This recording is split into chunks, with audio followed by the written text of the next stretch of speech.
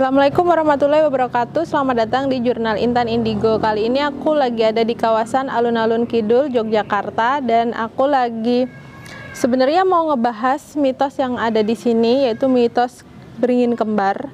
Cuman saat mau ke arah beringin, aku tertarik dulu ke area benteng, tepatnya ada di belakang Keraton Yogyakarta. Nah, di benteng ini ternyata setelah aku menelusuri, di sini memang auranya sangat menarik. Jadi tapi menariknya bukan ada cerita apa di sini, tapi lebih ke dia sebenarnya nyedot energi orang-orang yang ada di sini gitu. Jadi ketika aku ada di sini memang auranya sangat kuat dan dia sangat dominan nyedot energi. Jadi di kepala berasanya kayak kesemutan gitu, tapi di area kepala sini aja. Dan itu di area sini aja, di lorong benteng ini aja. Dan habis ini aku mau ngebahas tentang beringin kembar di Alun-Alun Kidul. Yuk kita ke sana.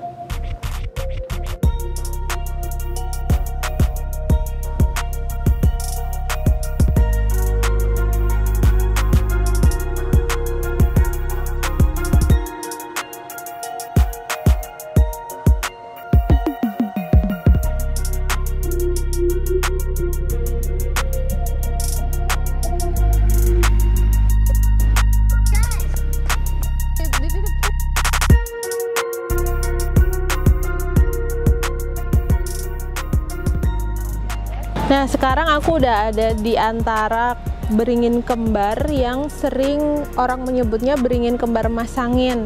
Nah, dulunya sejarahnya apa sih sampai adanya beringin kembar ini? Dan beringin kembar sebenarnya nggak cuma dua ini, dua di Alun-Alun Kidul dan dua lagi di Alun-Alun Utara, ada dua lagi kembar.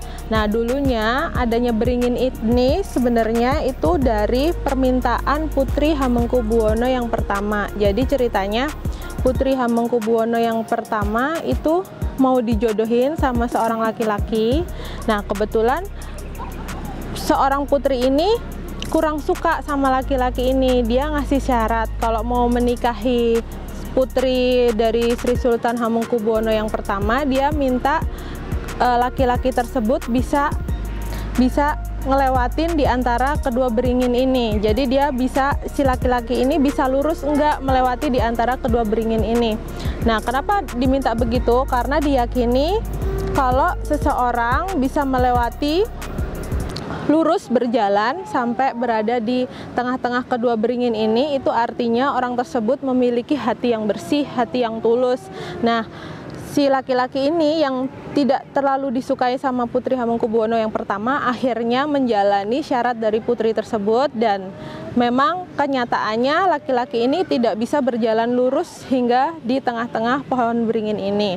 Nah, dari situlah orang-orang sampai zaman sekarang itu mempercayai kalau bisa berjalan lurus sampai di antara kedua beringin kembar ini, itu keinginannya atau doanya yang pada saat berjalan itu diucapkan di dalam hati itu akan terwujud. Itu mitosnya dari situ. Nah, kalau dari mata batin aku sendiri ngelihatnya sebenarnya itu udah salah kaprah dalam artian kalau meminta punya tujuan itu kan sebenarnya diminta langsung sama Allah, bukan sama beringin ataupun yang lainnya. Jadi itu hanya berkembang, mitosnya semakin berkembang karena dipupuk oleh masyarakat gitu. Karena diyakini dari awalnya cerita begitu, diyakini oleh masyarakat, orang kebanyakan dari Jogja maupun di luar Jogja akhirnya penasaran, pengen buktiin bisa nggak sih jalan lurus gitu. Nah, akhirnya orang pengen mencoba. Dah dari situlah masih sangat kental sampai sekarang keyakinan itu.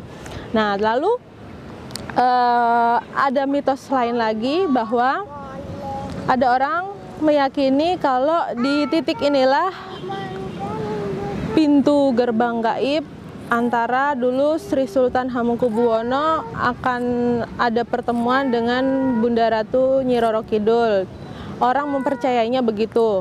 Lagi-lagi aku melihat dari sisi mata batin aku, itu gerbang pertemuannya bukan di pohon beringin ini, jadi itu hanya mitos. Dan di tahun 2014 bulan Agustus itu salah satu dari pohon beringin ini itu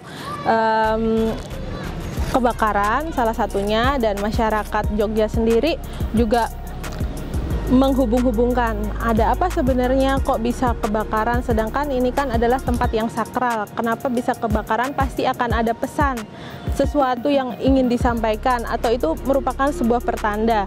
Kalau dari aku sendiri ngelihatnya memang benar itu pesan, sebenarnya pesan kenapa bisa kebakaran salah satu beringin ini, karena sebenarnya ada sosok gaib penjaga pohon ini yang sebenarnya ingin memberi sinyal kalau mereka ini masih ada di sini, masih ada di tempat sakral sini, dan mereka menginginkan adanya perawatan atau ya di pohon beringin 2 ini maupun yang di alun-alun utara. Jadi sebenarnya adanya kebakaran di salah satu beringin ini itu sebenarnya si makhluk gaib yang menunggu di salah satu pohon beringin ini itu sebenarnya pengen memberi pesan atau sinyal sama masyarakat di sini, terutama kalau beringin yang ada di alun-alun utara sama alun-alun kidul itu sebenarnya mereka ingin diakuin gitu, diakuin tentang tempat ini itu memang tempat sakral. Jadi sebenarnya kurang begitu suka dengan adanya orang-orang yang berkunjung ke sini dijadikan tempat wisata. Orang-orang berkunjung di sini yang lebih-lebih sampai membawa kembang, bawa bunga, bawa sesajen untuk dipersembahkan dengan tujuan-tujuan tertentu. Mereka datang ke sini, yaitu tadi yang sebenarnya itu semua adalah mitos. Jadi meminta itu sebenarnya hanya kepada Allah SWT. Jadi adanya cerita sejarah tentang Putri Hamengkubuwono yang pertama itu untuk melewati, laki-laki untuk melewati di sini untuk melihat ketulusan atau kebersihan hati, itu jadi turun temurun gitu. Nah, si sosok gaib yang di sini itu pengen kalau tempat ini tuh jadi sakral kembali, jadi dirawat, lebih dirawat, bukan untuk meminta. Karena si sosok gaib yang memberi pesan ini aku lihat itu bukan sosok gaib yang baru ada di sini, tapi dia memang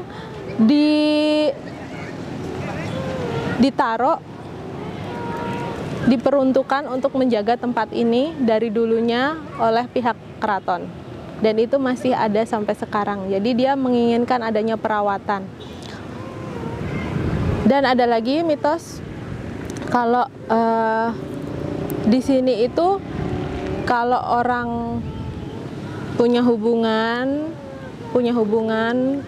antara laki-laki dan perempuan, kalau bisa jalan melewati tengah-tengah pohon beringin itu nantinya bisa langgeng, dan itu juga adalah sebuah mitos. Jadi semua itu berkembang, makin kesini makin orang ditambah-tambahin biar rame, biar jadi tempat wisata menarik buat orang penasaran untuk mencoba kesini. Itu hanya dari kebutuhan itu aja kalau yang aku lihat. Nah, sebenarnya dulunya ini tempat apa sih beringin kembar ini? Jadi beringin kembar ini dulunya itu sebenarnya adalah tempat di mana prajurit-prajurit keraton Jogja itu latihan panahan di sini, latihan memanah di sini, latihan berkuda di sini, dan memang ada prajurit keraton yang latihan untuk berkonsentrasi. Jadi dengan mata tertutup tapi sebelumnya dia ada bukan semedi tapi kayak ritual khusus yang dilakukan di keraton, lalu dia berjalan di sini di antara dua pohon ini, tapi dia di dalam hati berdoa, dan dia memang itu melakukan itu biasanya di malam satu suro. Jadi dia ritual mengelilingi sekitar keraton dan endingnya di pohon beringin ini.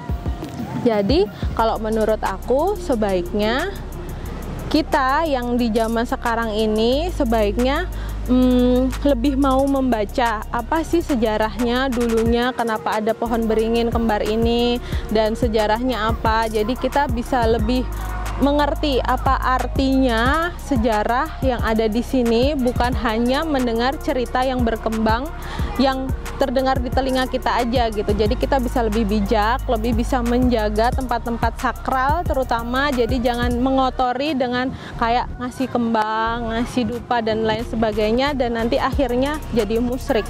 Itu aja yang bisa aku share ke kalian. Terima kasih, ikutin terus Jurnal Intan Indigo. Jangan segan untuk komen. Terima kasih. Wassalamualaikum warahmatullahi wabarakatuh.